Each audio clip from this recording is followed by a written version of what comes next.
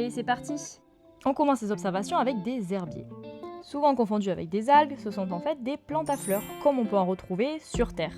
Ici, ce sont bien deux espèces différentes, les cimodocées en vert fluo et les posidonies avec des feuilles un peu plus foncées. Ces herbiers sont essentiels pour le milieu marin. Ils servent d'abri, de nurserie ou de lieu d'alimentation pour de nombreuses espèces, mais il est aussi très utile pour nous, humains. Et oui, ce sont des plantes photosynthétiques, dont la production d'oxygène au mètre carré peut même dépasser celle de la forêt amazonienne. Allez, on continue les observations avec un groupe de girelles et de sars bien occupés à manger l'intérieur d'un oursin. Bon appétit tout le monde!